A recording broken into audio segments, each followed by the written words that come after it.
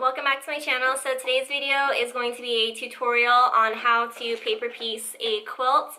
I made 2 quilts last year for my sisters that were the paper piecing method, and I asked if you guys wanted to see a tutorial on how I did that, and you all said yes. So I do apologize that it's been almost a year later, but hey, better late than never, right? So in this video I'm going to go over how to set up your machine, how to read the template and use the template, and then as well as how to put everything together. So if you are a beginner, do not click out of this video. Paper piecing is very beginner friendly, and that is because, one, you do not have to make a perfect 1/4 inch seam allowance, and you'll see that when I get into showing you guys how to put it together. And 2, you are literally given a guide on where to put your needle. So let me show you real quick. So in this template, you would, you sew along this line, then you would sew along that line, and then this line, and that's it. So you're literally given like a little roadmap, which is perfect. So they're very beginner friendly. The template that I am using for this is the Butterfly Trail quilt, which is the quilt that I made for my older sister. I'll put a picture here real quick so you guys can see if you haven't seen it. So it's basically just some, butterfly blocks. And I'll put this in the description box below. So I think that's everything I have for you guys. So let's go ahead and get our machine set up.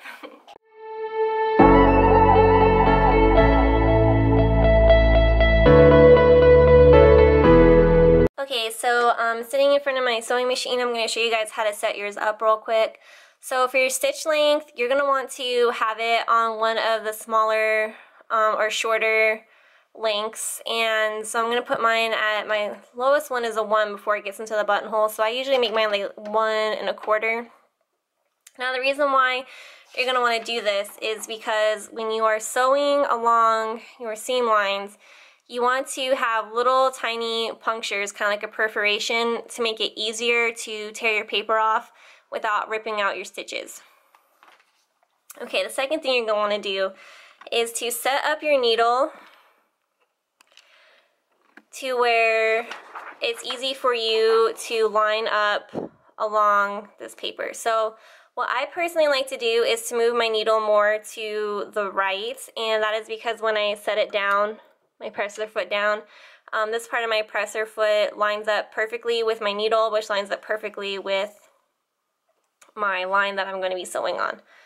So yeah, it's important to note that once you are done with this project, you're going to want to go ahead and switch out or replace the needle in your sewing machine before you move on to your next project, because you are punching through a bunch of paper. It will, over time, it'll dull your needle. So I think that's all I have for this, and alright, yeah, let's go ahead into the next portion of this video, which is talking about supplies and then getting into the tutorial.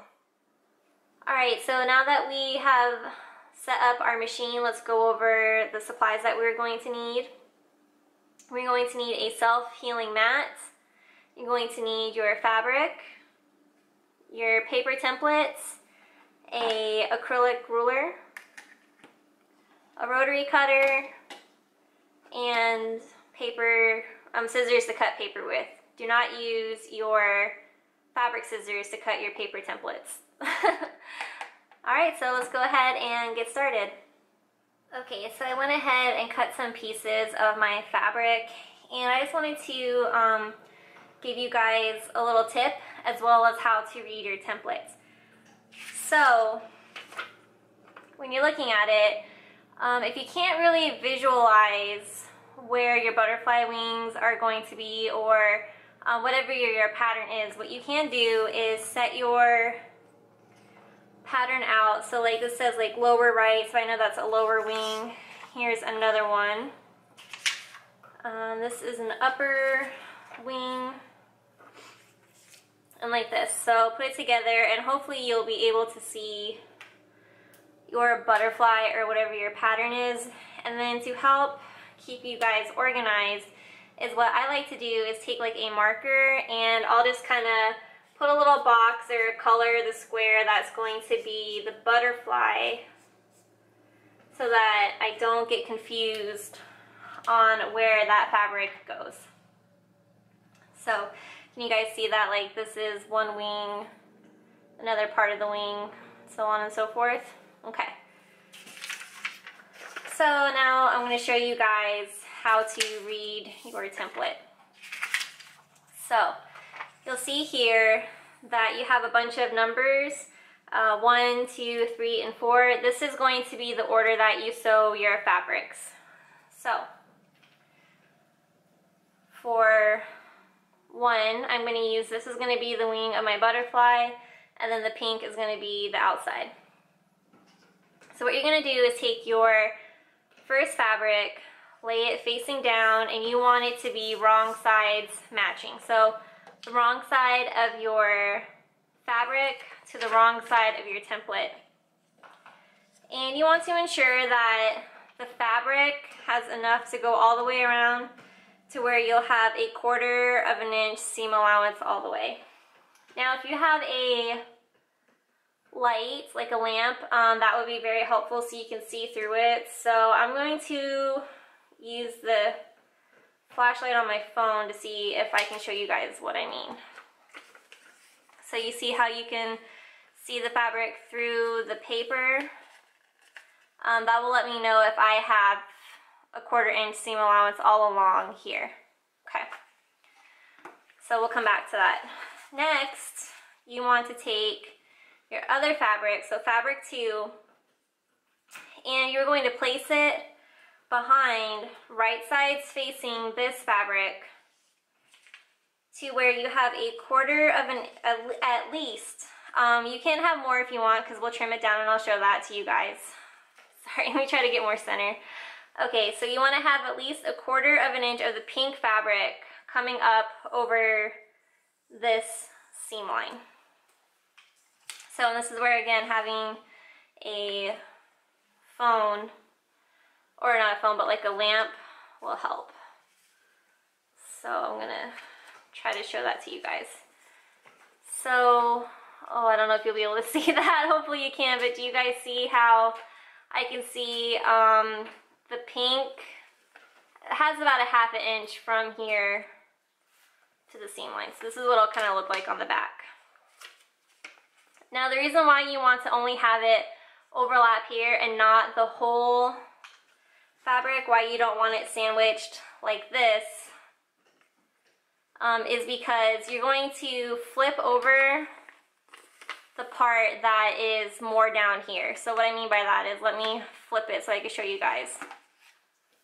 Once you have your fabric sewn, this is going to flip like this, okay? And then that will be the line that you stitched on, and then this would be like where you would want to cut your seam allowance using your acrylic ruler. So that's why you don't want it to match perfectly like this. You want it to be more towards the bottom of your seam line. That way when you go to flip it, right, it'll be more up here. So that was probably clear as mud, but once I sew this and cut it, maybe you guys will understand it a little bit better. So the part to take away from here, wrong side of pattern to wrong side of fabric. Fabric number 2, right side to right side. Ensure you have at least 1/4 of an inch overlapping between your seam line, and then you are just going to stitch along this line right here, because that's where they match up. So I'm going to go do that and I'll be back. Okay, so I went ahead and stitched it together. So as you can see, I started here and just stitched along this line and ended right here. So now what I think makes paper piecing a really beginner friendly pattern is you don't have to worry about 1/4 inch seam allowances. You want to know why? Because all you're going to do is just fold your paper, and you see all this right here? Just take your acrylic ruler and your rotary cutter. Ta-da! perfect 1/4 inch seam allowance.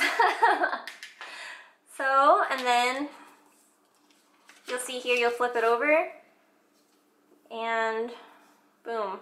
So this is what I meant by you want to have more fabric up here so that it covers that part of the wing. So what you're going to do is go ahead and press this. I'm going to go ahead and trim this fabric here. That way I can not waste. Let's see if it'll work. Oh no, it's too short. Okay, so I will have to get another piece of my fabric. So what we're going to do is repeat the same thing over here for fabric 3. And you know what? I'm going to be right back. I'm going to go get another piece of, or actually, you know what? I could probably show you what I meant by overlapping. I figured out how to show you guys. I'm going to turn my studio lights off and use my phone to shine through the paper. So let's see if that works. So what I was talking about earlier for wanting to see through your paper is, let's see if this works. Okay, perfect. So remember how I was saying you wanted it to overlap so you can make sure that you had at least 1/4 of an inch. That way you had your seam allowance. So you're going to keep your pattern full. Let me move this real quick. Like this. Okay, so after you're going to press this so it's nice and crisp, keep it open, and then we're going to work on number 3. So now that I have number 3, so number 3 is on this side, which means you're going to want the majority of your fabric to be on this side of the line. So I'm going to put right sides facing it over here. So you see here, I have at least, oh, sorry guys, that was fabric number 2. Okay, so fabric number 3, so you see here, I have,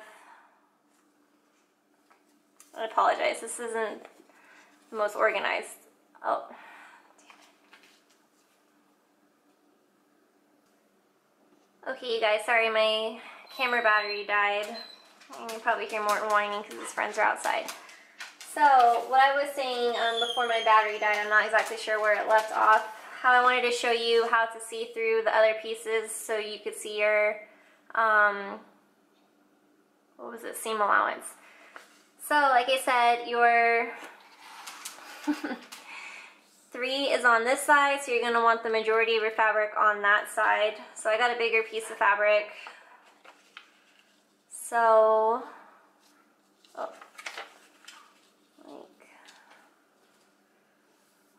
This. Okay, and then take your light. It could be your phone light, it could be a table lamp or whatever. And so you see how you ensure that there's at least 1/4 of an inch between here and your fabric. So what you'll do, once you ensure that is good, let me turn the lights back on. Okay, so once you ensure that is good, you're going to stitch along this line, the line in between 2 and 3. So I'm going to go do that and I'll be right back. Okay, so number 3 is stitched on. So go ahead. Oops. So I've stitched on piece number 3, so we're going to go ahead and fold this piece over. Take your acrylic ruler and measure it out to be 1/4 of an inch. And voila, another perfect 1/4 inch seam allowance. So we'll open it up so it looks like this so far. And we're going to go ahead and press that. And as you can see, I have a lot of overhang. So I'm going to go ahead and trim this off.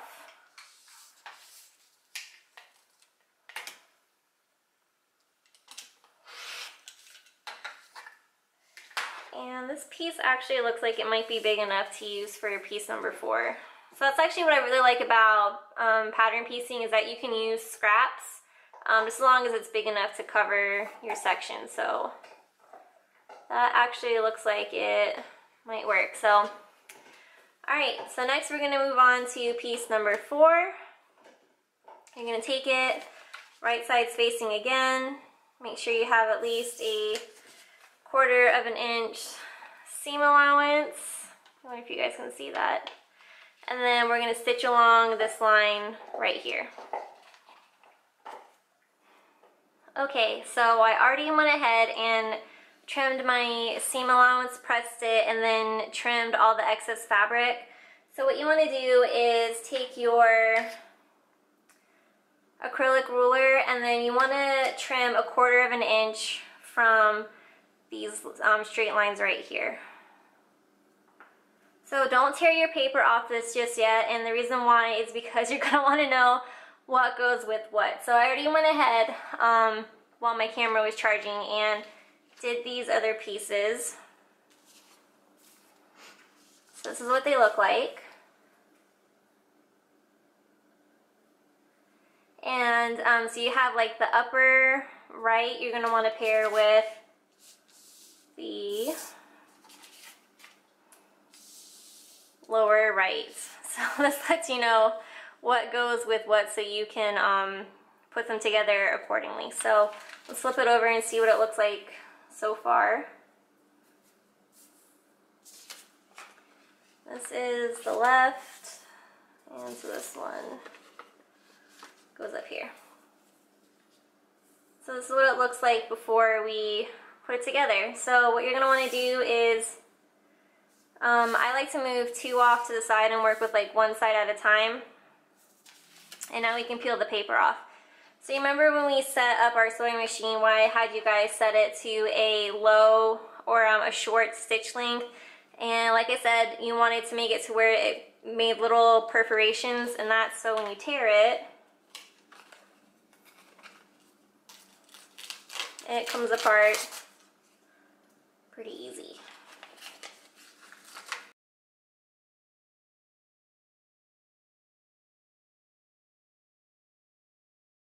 Alright, so now what we're going to do is make sure this is right. Okay, we're going to put these right side facing, and then we are going to stitch a 1/4 of an inch to put them together, and then we'll also go ahead and do that for the other side. Okay, so we went ahead and put our 2 wings together. When you do this, you want to press one seam down and one seam up, and this is so when you go to piece the 2 wings together, the seam allowances will nest nicely into one another. So flip it over, and let's see if I can show you guys. So you see, I don't know if this is gonna work. You see here how they sit, they butt up nicely against one another instead of creating one big bulky seam. So go ahead and we will stitch this at 1/4 of an inch, and then we'll be done with this block. So I'll be right back. Alright everyone, and there you have it, our block that we paper pieced together. So I hope you all found this helpful, and I'll see you in my outro. Alright, and that's it. See, I told you guys, super easy. I hope you found this tutorial helpful, and I hope that it inspires you and gives you the confidence to try this method out. It's very simple and it's a lot of fun, although it can be a little bit messy because you will have paper laying everywhere, but that's besides the point. If you found this tutorial helpful, please give this video a thumbs up. Hit subscribe if you haven't already. And then as always, if you have any questions or just want to have a little bit of a chat, you know, leave me a comment in the comment box below. And I'll be seeing you guys in my next video. Bye!